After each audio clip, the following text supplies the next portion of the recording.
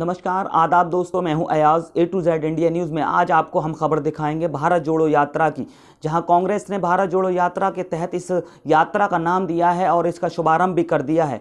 ये यात्रा कन्याकुमारी से शुरू होकर कश्मीर तक रहेगी। 150 दिनों की ये यात्रा है, जिसमें 350 किलोमीटर के से अधिक का सफ़र तय करने वाली ये भारत जोड़ो यात्रा कांग्रेस ने उन सभी मुद्दों के साथ शुरुआत की है जिससे देश में महंगाई, बेरोजगारी और जो बुनियादी चीज़ें हैं उन सभी को उठाने की कोशिश की है और लोगों को अपने साथ जोड़ने की कोशिश की है। क्योंकि 2024 की तैयारियों में कांग्रेस पूरी तरह से अब मैदान में उतर चुकी है और कांग्रेस के उस सभी संगठन को मजबूत करने की कोशिश कर रही है और देश में 2024 के चुनाव में एक प्रभावी रूप से विपक्ष की भूमिका निभाने वाली कांग्रेस पार्टी अब मैदान में अब चुनाव लड़ने जा रही है, जिसको लेकर ए टू जेड इंडिया न्यूज़ के सहयोगी शकील अंसारी ने भी कांग्रेस के इंजीनियर इमरान अली साहब से बात की है, जो कि पटियाली 102 विधानसभा सीट पर कांग्रेस के पूर्व प्रत्याशी रहे हैं। बेबाक बोलते हैं, बेबाक जुबान से अपनी बात को रखते हैं। वहीं इस संबंध में हम आपको पूरी खबर दिखा रहे हैं विस्तार से। शकील अंसारी की यह खास बातचीत इंजीनियर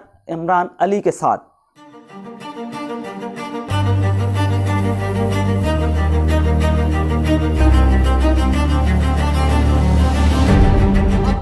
कांग्रेस सड़कों पर उतरी हुई है। 7 सितंबर से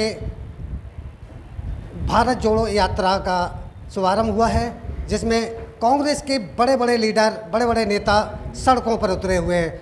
अब तक ये कांग्रेस के तमाम लीडर अपनी अपनी एसीओ में बैठा करते थे, लेकिन अब सड़कों पर उतरे हुए हैं और 2024 की तैयारी कर रहे हैं। आइए हम इमरान अली से बात करते हैं।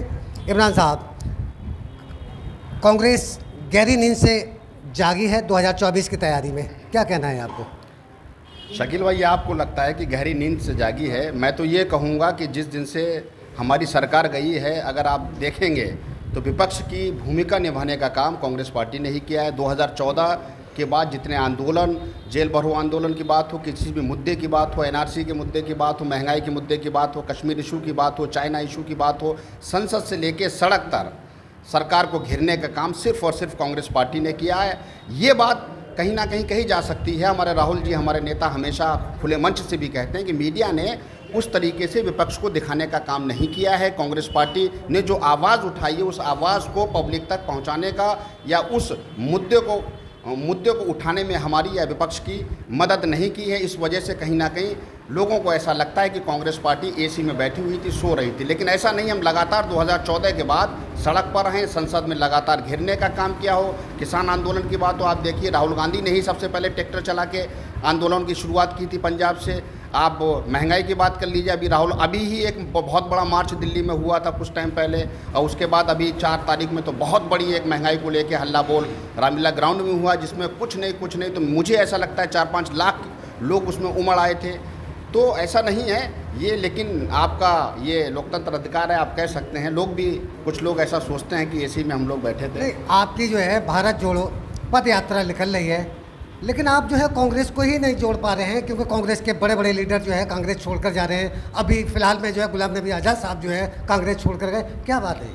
ये तो आपने बिल्कुल वही बात कह दी जो भाजपा कह रही है कि आप भारत जोड़ने की बात कर रहे हैं, और जबकि कांग्रेस लगातार टूट रही है। कांग्रेस टूट नहीं रही है। हम आपको बताना चाहते हैं, कांग्रेस में एक पूरी जनरेशन शिफ्ट हो रही है। कांग्रेस में एक पूरी जनरेशन का बदलाव है। कांग्रेस में अब जो बड़े पदों पर या बड़ी जिम्मेदारियों पर लोग हैं, वो हम जैसे कार्यकर्ता, हम जैसे युवा हैं, जिस वजह से कहीं ना कहीं बड़े नेताओं को कहीं ना कहीं ऐसा लगा कि नए नए लड़के आ रहे हैं। गुलाम नबी जी ने आरोप भी लगाया कि ये लोग नहीं कुछ कर पाएंगे, ऐसा है वैसा है, और शायद वो उनकी व्यक्तिगत राय थी और वो कांग्रेस पार्टी से चले गए। लेकिन ऐसा नहीं, वो कहीं ना कहीं आज़ाद साहब भी बहुत दिनों से जो है बीजेपी के साथ में उनकी खटपट, उनकी वो चल रही थी, जुगलबंदी चल रही थी। आप संसद का बयान उठा लीजिए, मोदी जी जो है आज़ाद साहब के लिए रो रहे थे। हम आपसे पूछना चाहते हैं, कश्मीर के सारे मुख्यमंत्रियों को लॉकडाउन के दौरान, जब कश्मीर में लॉकडाउन लगा था, उसमें सारे मुख्यमंत्री जेल में डाले गए, छोटे बड़े कार्यकर्ता विपक्ष के सारे लोग जेलों में डाले गए, गुलाम नबी आज़ाद साहब क्यों नहीं डाले गए? कहीं ना कहीं उनका भाजपा जो शुरू से चल रहा था और ये लगातार पार्टी को तोड़ने की कोशिश कर रहे थे। पंजाब में एक रैली भी ये कर चुके थे, जिसका नाम मीडिया ने ही G23 दिया था।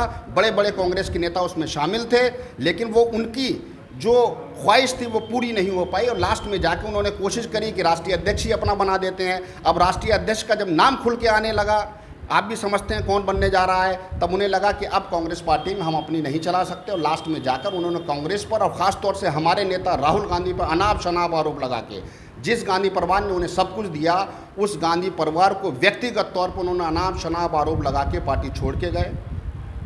और आप देख लें, आप आने वाले वक्त में देखेंगे, अब पार्टी बना रहे हैं वो, और कहीं ना कहीं भाजपा के साथ गठबंधन करके कश्मीर में कहीं ना कहीं वो देखो सरकार बनाने की कोशिश करेंगे।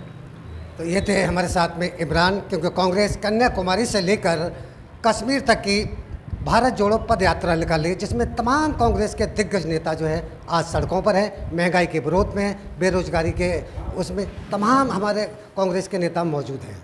तो देखते रहिए A to Z India news, और अगली मुलाकात हम फिर किसी कांग्रेसी नेता से आप